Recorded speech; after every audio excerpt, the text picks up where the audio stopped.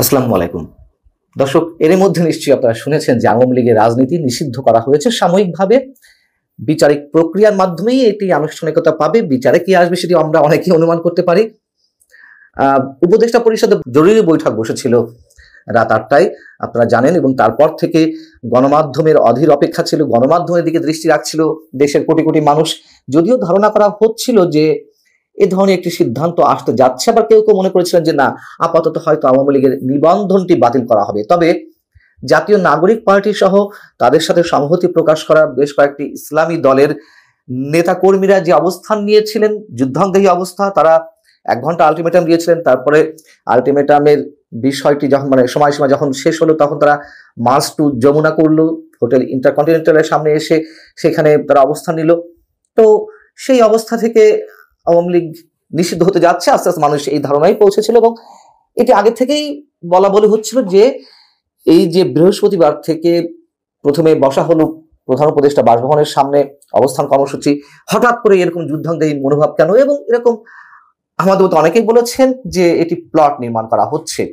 তারপরে সেলিনা হায়াৎ আইভি কে আটক করা, কিংবা আব্দুল হামিদ সাবেক রাষ্ট্রপতি তার বিদেশ যাত্রা কিংবা দেশ ত্যাগ, এগুলো সব একই সূত্রে গাঁথা। কিন্তু প্রশ্ন হচ্ছে যে এই যে সিদ্ধান্তটি নেওয়া হলো, সেটি কি সব রাজনৈতিক দলের সঙ্গে বসা হয়েছে? নিশ্চয়ই না।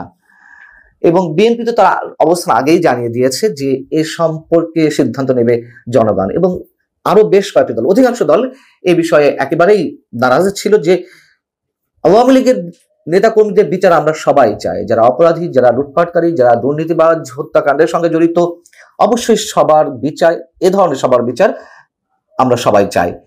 কিন্তু আওয়ামী লীগের মতো একটি দল, তাকে নিষিদ্ধ করা হবে কিসের ভিত্তিতে? এবং কোন দলকে নিষিদ্ধ করেই কি তার আদর্শ নির্মূল করা যায়? তার যারা কোটি লাখো সমর্থক, এই মানুষগুলোকে একেবারে ভ্যানিশ করে ফেলা যায়? নিশ্চয়ই না। আমরা তো দেখেছি জামাতে ইসলামী বারবার এই উদাহরণগুলো দিয়ে, আওয়ামী লীগ তো গত কয়েকদিন আগেও নিষিদ্ধ করেছিল যখন ক্ষমতায় ছিল, 5 আগস্ট অভ্যুত্থানের 2-3 দিন আগে। তখন কি কেউ এটিকে সমর্থন করেছিল? নিশ্চয়ই না। আওয়ামী লীগ সাময়িকভাবে একটা আত্মতৃপ্তির জায়গায় গিয়েছিল, তেমনি সেই আত্মতৃপ্তিটা হয়তো পেতে পারে অনেকে। এবং বাস্তবতা হচ্ছে যে এতে কিন্তু আওয়ামী লীগ এতটুকু দুশ্চিন্তায় নেই যতটুকু বোঝা যাচ্ছে। এর আগে আমি আপনাদেরকে জানিয়েছি, তাদের অফিসিয়াল ফেসবুক পেজে কোনো ধরনের কোনো এই নিয়ে হাহুতাশ নেই। হয়তো এখন তারা প্রতিবাদ করবে বা করা উচিত দলীয় অবস্থান থেকে সেটি তারা করবে। আরেকটি কথা মনে করিয়ে দিই, যখন গত 5 ফেব্রুয়ারি বঙ্গবন্ধুর 32 নম্বরের যে ঐতিহাসিক বাড়িটি বুলডোজার দিয়ে গুড়িয়ে দেওয়া হলো, তখনও তো কেউ এটি সাপোর্ট করেনি, মুষ্টিমেয় কিছু মানুষ বাদে। যে ভয়ঙ্কর ভৌতিক পরিবেশ তৈরি করা হলো, বরং সিম্প্যাথিটা আওয়ামী লীগের পক্ষে গিয়েছিল। যে বাড়াবাড়ি হয়ে যাচ্ছে, বিএনপি থেকে শুরু করে যে গণতন্ত্র মনা রাজনৈতিক দলগুলো আছে, তারা কি কেউ এটিকে সমর্থন করেছে? হয়তো রাজনৈতিক জায়গা থেকে একটু রাগ ঢাক করে কথা বলতে গিয়ে অনেকে বলেছেন যে এটা শেখ হাসিনার প্রাপ্য ছিল, এটি তার কৃতকর্মের ফল। কিন্তু কেউ কিন্তু বলেনি যে এটি ঠিক হয়েছে। কারা আওয়ামী লীগ নিষিদ্ধের দাবি তুলেছিলেন? জাতীয় নাগরিক পার্টির সঙ্গে ছিলেন, জামাতে ইসলামী নেতারা ছিলেন, এবি পার্টি ছিল, ইসলামী ছাত্র শিবির, ইসলামী আন্দোলন বাংলাদেশ বা হেফাজত ইসলাম, এই তো গুটি কয়েক ইসলামী দল সহ বলতে গেলে, আর জাতীয় নাগরিক পার্টি। কোথায় সিপিবি, কোথায় বাসদ, কোথায় জাসদ, কোথায় এলডিপি কিংবা অন্যান্য রাজনৈতিক দল, নাগরিক ঐক্য, গণসংহতি আন্দোলন, তাদেরকে কোনো সমর্থন আছে? এবং সরকার তো স্পষ্টভাবে জানিয়েছিল যে এই বিষয়টি তারা গুরুত্বের সঙ্গে নিচ্ছে এবং সব রাজনৈতিক দলের সঙ্গে আলোচনা করা হবে। সেটি তো করা হয়নি আমরা যতদূর জানি। এবং পাশাপাশি এটি সেই আওয়ামী স্টাইলে করা হলো। এবং একটি কথা মনে করিয়ে না দিলেই নয়, গত 9 মাস ধরে যে নির্বাচনের জন্য বিএনপি সহ সব রাজনৈতিক দল চাপ প্রয়োগ করছে, কোনো কিছুতে কোনো কিছু হচ্ছে না। কিন্তু এই যে কিছু তরুণ যুবক, এরা বুঝি হোক না বুঝি হোক, আমাদের এখনো সন্দেহ কি, আমাদের বদ্ধমূল ধারণা যে এই ছেলেগুলোকে একটা পক্ষ ব্যবহার করছে। এরা বুঝে না বুঝে কোনটা অবলম্বন করে এতটা হার্ড লাইনে যাচ্ছে, আমরা সেগুলো ভেবে চিন্তিত শঙ্কিত। আখেরে বা দিন শেষে লাভটা কার হচ্ছে? একটা সংঘাতময় পরিস্থিতি, সাংঘর্ষিক পরিস্থিতির দিকে নিয়ে যাওয়া হচ্ছে দেশকে। ছাত্রলীগকে নিষিদ্ধ করা হয়েছে, তার কার্যক্রম শেষ। আওয়ামী লীগকে নিষিদ্ধ করা হলো, সাময়িকভাবে কার্যক্রম শেষ হয়ে যাবে। এবং এর আগে আমি বলেছি আওয়ামী লীগ তো নিষিদ্ধ অবস্থাতে আছেই, তারপরে কি তারা ঝটিকা মিছিল করছে না? তারপরেও তাদের লোকজন জেলে যাচ্ছে না আটক হওয়ার পরে?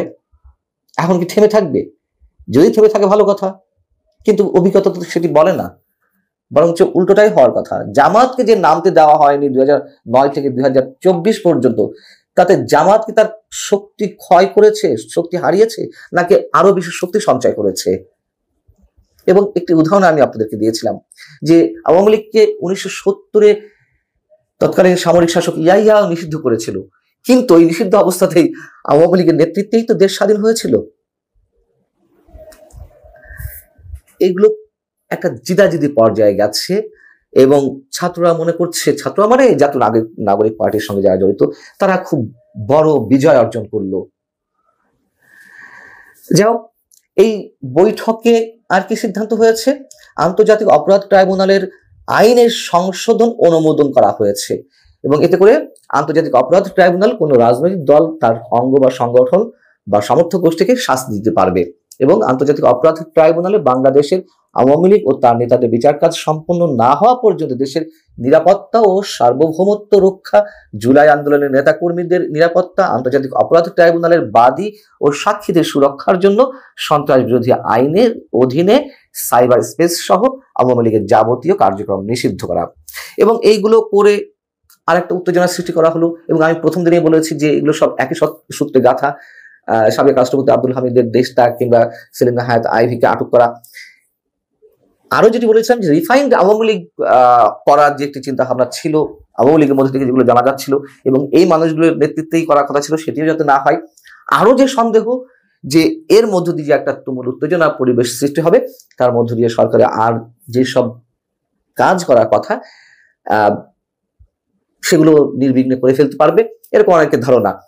তো লাভে লাভ আসলে কি হলো, দেখা যাক কতটুকু লাভ হয়। ভালো থাকুন সবাই, আল্লাহ হাফেজ।